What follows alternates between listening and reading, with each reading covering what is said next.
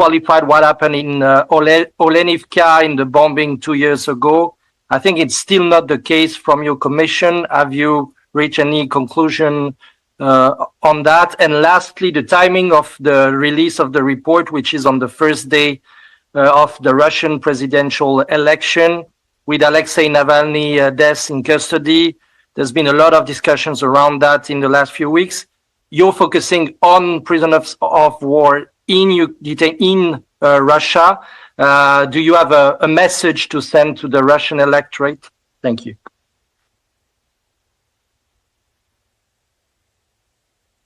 On the last point, we have no messages to send anywhere. The purpose of this commission is simply to, in conformity with its mandate, to inquire into the issues relating to violations and crimes. And based on those findings, we are simply reporting to the Human Rights Council about what we have found. So that is our task. Do you want to continue on torture, Vrinda? On the aspect of torture, as to whether there has been a decline, it's the investigation and the interviews that we have now concluded and the cases that we have now concluded. We have provided those findings in our report. The nature and the pattern that is observed is both in terms of them being practiced systematically across detention centers, as well as the method being used, which therefore suggests to us that there is a more clearly defined perhaps policy and nature which is more systematic, and therefore the emphasis this time in the report on the manner in which torture has been practiced by the Russian authorities, both against civilians, but particularly the prisoners of war. Was there a third? So in short, what we have found this time strengthens our previous findings, but make them yet more solid.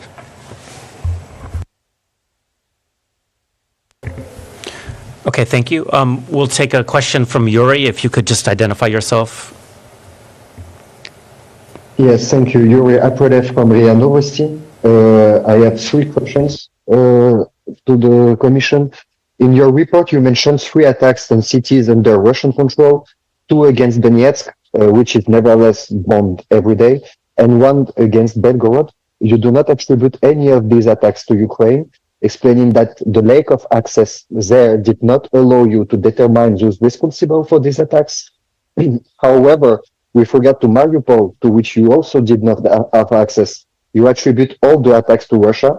So how to explain this difference? Do you therefore consider that possibly the Russian soldiers on the line of contact again with Ukrainians are returning their own weapons, not in the direction of the Ukrainian army, but in the direction of the cities under their own control, in order to strike them? Is this this is a possibility that you have? And also that Russia is eating its own cities like Belgorod. So according to you, nothing allowed during your second term to attribute any attack that caused civilian casualties to the Ukrainian army. Even so, according to OHCHR data, 2,283 civilians have been killed since February 24 in strikes against civilians in the territories under the control of the Russian army. And the last question is that in your report, you mentioned 2 cases of arbitrary detention by the Ukrainian authorities. However, during the year 2023, many representatives of the Ukrainian Orthodox Church, for example, were arbitrarily arrested. Likewise, you make no mention at any time of the forced mobilization of civilians, despite the numerous videos showing Ukrainian army recruitment agents forcibly beating and taking men to send them to the front. Have you not seen anything about this? And how to explain, if you haven't seen anything, how is it possible? Because even the Western media recognize that this is something real. Thank you. This was a very long intervention, and it was not so easy on this side of the connection really to individualize the questions.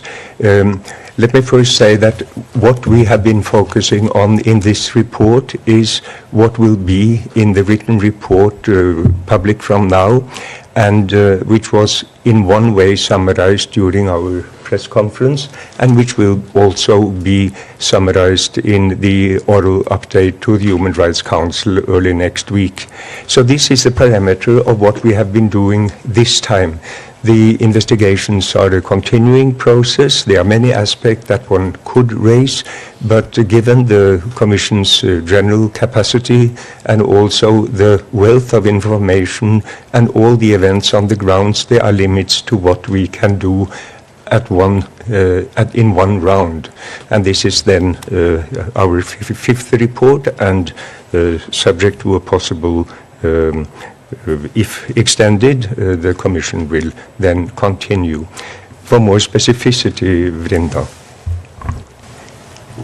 There was mention of certain cities and areas under Russian control and occupation, and the query was whether have those been examined, or who are we attributing? I think, as mentioned both today in the by us as well as on earlier occasions and in the report, the Commission has addressed a total of 23 written communications to the Russian Federation seeking access as well as information. All our communications remain unanswered. Our investigations are limited by the absence of information, the information being provided or made available to us, as well as severely curtailed by lack of access. Many of the points raised fall precisely within these domains, and the reason why we cannot investigate further. Mention was also made of certain media reports. As the Chair has stated earlier also, the Commission will continue to follow a procedure where there will be investigation by the Commission and verified as well as corroborated before that is included and presented in the report. Lastly, I think on the aspect of Mariupol, the Commission's investigators and team managed to speak to survivors after they had left the city of Mariupol, and only then was any access available. Okay, thank you very much. Let's take a question from Jeremy Lange from Radio France International. Please go ahead. Thank you. Two questions for the Commission. One would be on rape, similar to the question of my colleague Laurent. Do you note an increase in rape as a weapon of war? Do you hear me? Well, because you can hear me.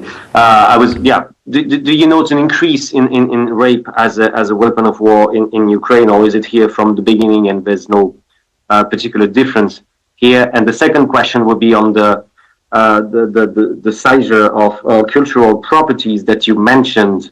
Would you consider that new incidents as part of a cultural genocide? Maybe could that fall into that category in Ukraine? Thank you.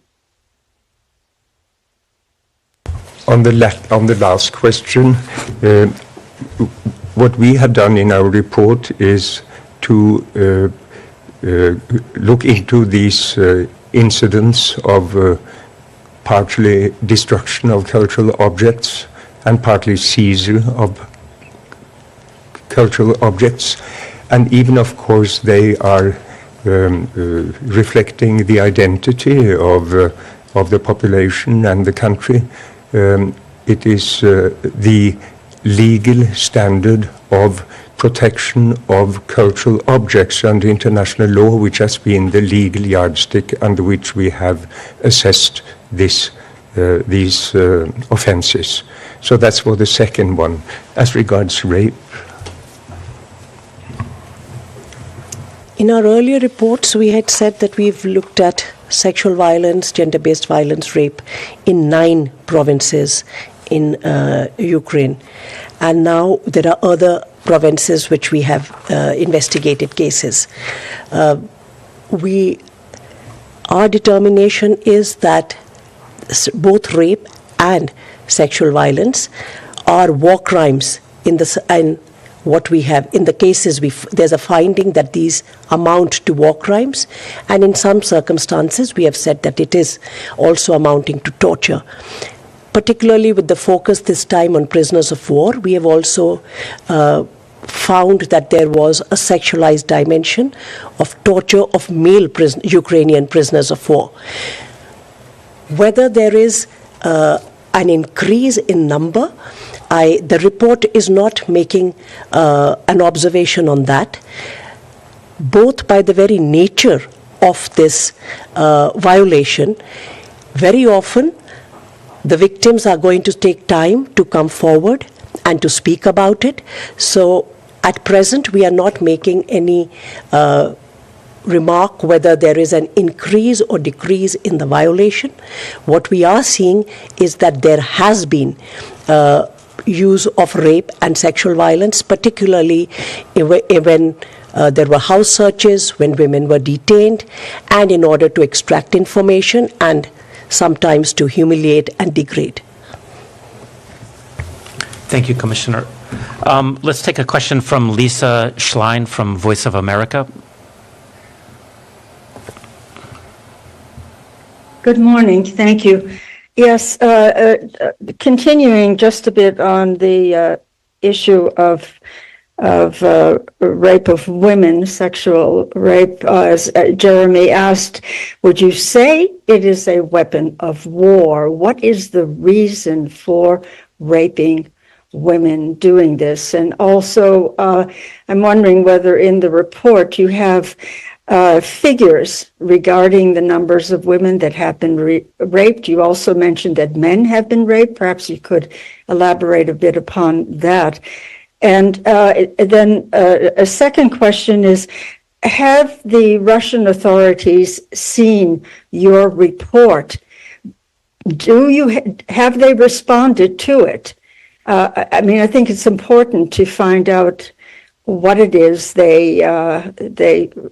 how they regard your report. Thank you very much.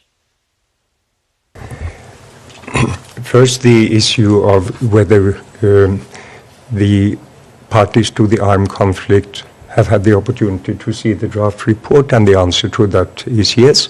That's in conformity with normal standard with respect to Commission of Inquiries. So they have both had the possibility to comment upon the draft. This is a methodology we have been following from the outset, and we have noted with regret that the Russians have not responded to any of the draft we have sent them during previous reporting, nor have they done so this time. Moving in the direction of the rape dimension, let me start with rape against males. There, I think it's fair to say that this is something that was mainly seen in connection with prisoner of wars under the control of prison guards. There were incidents of rape, and there were also incidents of touching of certain body parts, which was considered very humiliating. As for the female aspect, Vrinda? I think, as was said earlier too, our determinations are whether these are violations of international human rights, international humanitarian law, and other crimes. The phrase weapon of war is nowhere used either in the past or now in the report, because that is, we are working within a legal mandate. What our investigation and findings do show that from ages in this report, the cases show that from ages 15 to 83, so girls as well as women have been raped and there has been sexual violence. These have been, as I said earlier, in situations of house search by Russian forces, in detention, often in the presence of family members. It has been accompanied by physical beating, both of the rape victim as well as of other family members who have also suffered torture. And at times it has been to seek information, and at times it has been to punish and humiliate. There have been instances of the same victim having to suffer multiple sexual assaults and rapes. We've also noted that the victims are suffering from trauma, fear, and as well as stigma on certain occasions, and the trauma is also suffered by other family members who have been witness to this. In our determinations, these are violations of international human rights. These are violations, in some circumstances, rape has also amounted to torture, and these are also the war crime of rape and sexual violence. Thank you. Okay, let's go to Emma Farge from Reuters. Good morning. You mentioned that some of the violations may constitute crimes against humanity. Which ones do you feel are most likely to fall into that category? And how close are you to making that determination? Do you think that's going to happen? And secondly, could you just explain to whom you are passing this evidence on, which judicial authorities you are cooperating with? Thanks very much. Judicial cooperation with other authorities. It follows directly from our mandate that we are we are set up with a view to ensure accountability. And such accountability can both be at the national level and at the international level. This means that we can be asked for information partly by domestic authorities from various countries, or by international courts, for instance, ICC or other entities. There is a certain contact between us and national and international entities. And there is also a certain exchange of information or contact between these entities, but they are, of course, totally independent. These are different investigations that are carried out without any kind of coordination. They are separate and independent. When it comes to the issue, I think you referred to the issue of crimes against humanity. Could I say more generally that we have in our previous report referred to crimes against humanity in a way in three dimensions, so to say. We have talked about it with respect to the waves of attacks since October 2023. Where we have had these attacks against infrastructure, energy-related infrastructure, and the issue that has arisen is whether some of the impact of that kind of attacks can amount to crimes against humanity. That's something we have raised in previous report, and we are still working on it. These are complicated areas, but that's one dimension, and the investigations are continuing. The other part where we have mentioned it is, of course, torture. It follows from what we have just explained here that is also an ongoing process. We have, in a way, generally strengthened the widespread and systematic part of the issue, but remains investigation concerning to the policy element. And that is something we will continue to look into if the mandate is extended. And thirdly, we mentioned crimes against humanity with respect to Mariupol in our March report, and that we have now been able, even if we don't have access to Mariupol, as just mentioned by Vrinda, to through interviews with people who have left Mariupol and been able to talk with us from elsewhere, to get a much broader picture of what happened there. But this does not yet lead to any firm legal conclusions, but the purpose of this report is clearly to show that there are violations of the international humanitarian law and that there is a need for further investigations. Thank you, Chairman. Okay, let's go to one question from Jamie Keaton of Associated Press.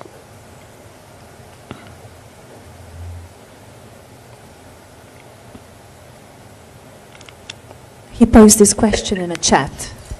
Oh, thanks. I guess I'm going to ask it really quickly. Hi, thanks, Todd. Can you please describe what your assessment is about the nature of the torture?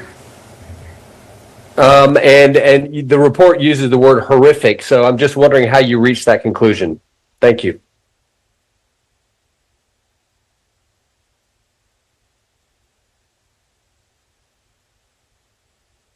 The nature of the torture covers several aspects. Of course, there were beating, verbal abuse, electronic devices being used on various body parts, just to mention a few. There was very limited access to food, water, necessities. The whole treatment of the prisoners of war and the picture drawn up, emerging from the way they were dealt with, how they were treated over long periods, months, enables us to use the word horrific.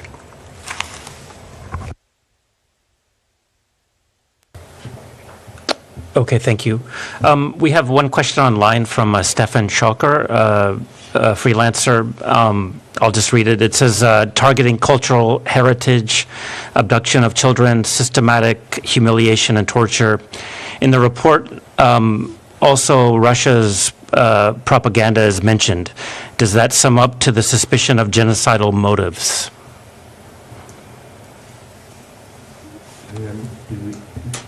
Let me start with the genocide. Let me start with... It's on, yes? Yes. Yeah, very good. As regards the genocide thing, we have said in our previous reports that we are well aware of allegations of genocide, and we have said that that is something we are concerned about and that we are looking into. And we have been done that in previous reports as far as in these reports. And as with other aspects, this is an ongoing process. But what we have said is that we would look further into the issue of direct and public incitement to commit genocide in certain media on the Russian side. And this report contains a summary of our work here, in the sense that we have gone through a large number of such statements and have found that many of them are using dehumanizing language and calls for hate, violence, and destruction, and we are concerned with statements supporting the Russian full-scale invasion of Ukraine, calling for the killing of a large number of persons. So this is something we note, but we are simply saying that this is something we will continue to look into. We have not formed any conclusions at this stage, and we will recommend further investigations. Thank you. I don't see any more questions online, or does anybody have any from the room? Okay, please go ahead. Yes, I just wondered what's next for you. Like, are you going to be renewed, or what's going to happen?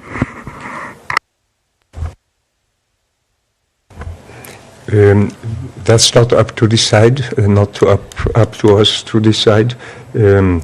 We have now finished our second mandate, and it will then be up to the Council of Europe, Council of Human Rights Council, to assess the situation and to make a decision as to whether they want the Commission's mandate to be extended. So this is not in our hands. Thank you. If there are no further questions, would any of the commissioners like to make any closing remarks or add anything else? No? All good? Okay. All right. Well, that brings us to the end of this press conference today. Thank you all for joining us. Have a good day.